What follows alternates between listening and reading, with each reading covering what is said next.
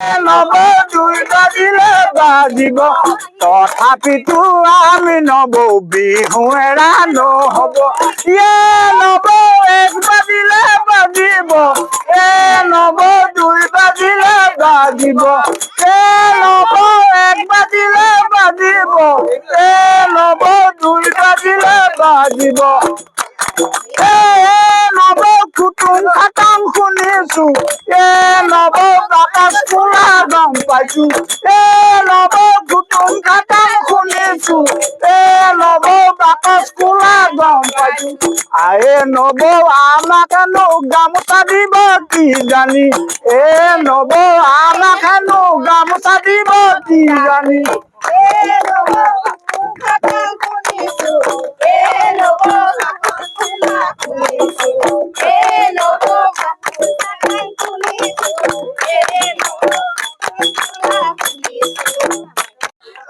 actually Dikhowmukh হৈছে বিভিন্ন জাতি জনগোষ্ঠীৰ এক সমন্বয়ৰ ক্ষেত্ৰ বুৰঞ্জী আৰু গৰকা এক সমন্বয়ৰ ক্ষেত্ৰ য'ত আপোনাৰ নদীখনৰ ইটো পাৰে আছে আজানপীৰ দৰগাহ শ্বৰীফ আৰু এই পাৰে আছে শ্ৰী শ্ৰী ৰামখাপীঠ দেৱালয় য'ত হিন্দু আৰু আমাৰ ইছলামৰ মাজত এটা সমন্বয়ৰ বাৰ্তাও আছে ইয়াত এই বাৰ্তা যায় য'ত আমাৰ প্ৰয়াগৰাজৰ উত্তৰ প্ৰদেশৰ প্ৰয়াগৰাজত য'ত আপোনাৰ ত্ৰিবেণী সংগম আছে গংগা যমুনা সৰস্বতী যি ত্ৰিবেণী সংগম সেই অনুপাতে আমাৰ দিখৌমুখৰ শিৱসাগৰ অসমৰ দিখৌমুখতেই আছে দিখৌ দৰিকা আৰু ব্ৰহ্মপুত্ৰৰ ত্ৰিবেণী সংগমস্থলী তাত আমি বছৰ ধৰি আমি আমাৰ অগ্ৰজসকলৰ পৰা আমি যি আদৰ্শ পাইছোঁ বা যিটো পৰম্পৰা আছে সেই পৰম্পৰাটো বজাই ৰাখি আমি অনুজসকলে এতিয়াতো আমাৰ 48 বছৰ হৈ গ'ল আমি জ্যেষ্ঠ হৈ গ'লোগৈ এই যিটো বিহুৰ পৰম্পৰা যিটো গো পূজন যিটো যি আপোনাৰ গৰু বিহুৰ দিনাখন দিখৌ ব্ৰহ্মপুত্ৰ ত্ৰিবেণী সংগমস্থলীত আমি সকলো ৰাইজ অঞ্চলপতি একত্ৰিত হৈ একেলগে গৰু গা ধোৱা গৰু চাট মৰা পূজা আৰু পানী খেলা গোটেই পৰম্পৰাখিনি কৰি আছোঁ তাৰপিছতে আমাৰ কণী যুঁজ হ'ব সেইবিলাক বজাই ৰাখিছোঁ আমি আপোনালোকৰ চেনেলৰ থ্ৰুৱেদি অসমবাসীৰ সমূহ ৰাইজলৈ আমাৰ ৰঙালী বিহুৰ আন্তৰিক শুভেচ্ছা জ্ঞাপন কৰিছোঁ জ্যেষ্ঠসকললৈ আমি সেৱা নিবেদন কৰিছোঁ আমাৰ মাজত সমন্বয় সম্প্ৰীতিয়ে প্ৰকৃত অসমীয়াৰ যিটো সংগ যিটো আমাৰ প্ৰকৃত হিন্দু পৰম্পৰা সেইটো হিন্দু পৰম্পৰা বজাই ৰাখি আমাৰ মাজত যেনে ভাতৃত্বমূলক চিন্তাধাৰা হওক সকলোৰে উন্নতি হওক সকলোৰে সমন্বয় হওক বিশেষত আজি বিহুমহীয়া দিনত আপোনালোকৰ দৰে ব্যক্তি আহি আজি নিজৰ ঘৰেদি ইয়াত আজি আপোনালোকে এটা প্ৰচাৰ মাধ্যম কৰিছে এই এপাতে আপোনালোকলৈকো আমি আন্তৰিক শুভেচ্ছা আৰু ধন্যবাদ জ্ঞাপন কৰিছোঁ সকলোৰে আমি একতা সমন্বয়েৰে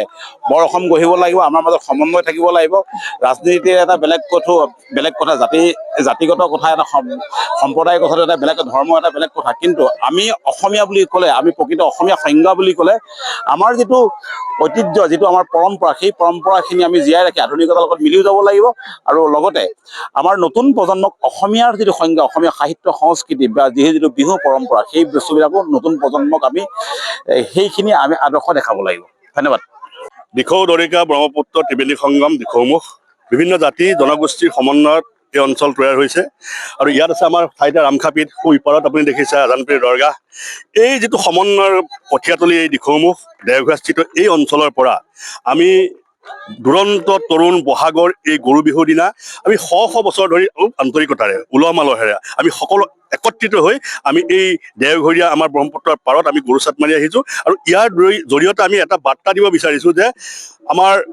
ভাতৃত্ববোধ আন্তৰিকতা মানৱতাবোধ ইতিমধ্যে কিছুমানে হেৰাই যোৱা বুলি কয় কিন্তু আমি এই উৰুকা গৰু বিহুৰ পৰা এটা বাৰ্তা দিব বিচাৰিছোঁ দেওঘৰীয়াবাসী ৰাইজে এই অঞ্চলৰ ৰাইজে যে ভাতৃত্ববোধ এতিয়াও হেৰাই যোৱা নাই মানৱতা এতিয়াও হেৰাই যোৱা নাই আৰু আমি ইয়াৰ পৰা কামনা কৰিম যে বিশ্ব ভাতৃত্ববোধেৰে যাতে গোটেই বিশ্বৰ লগতে অসমৰ বিভিন্ন জাতি জনগোষ্ঠীয়ে তৈয়াৰ হোৱা আমাৰ এই বৰ অসমখনক যাতে আমি একত্ৰিত কৰি আহি থকা দিনবিলাককে শক্তিশালী অসমীয়া জাতি হিচাপে এই বহাগতে আমি তৈয়াৰ কৰাৰ সংকল্প ল'ব পাৰোঁ আমি ৰাইজে ইয়াৰ পৰা এটা প্ৰস্তুতি জনাইছোঁ আমি আশা ৰাখিছোঁ আমি বহাগে আমাৰ অসমীয়া জাতিটোক জাতি গঠন প্ৰক্ৰিয়াৰে শক্তিশালীভাৱে ভূমিকা ল'বলৈ আমাক সহযোগিতা কৰিব যিকোনো খবৰৰ বাবে যোগাযোগ কৰক 7099017330 লগতে 7099017110 নম্বৰত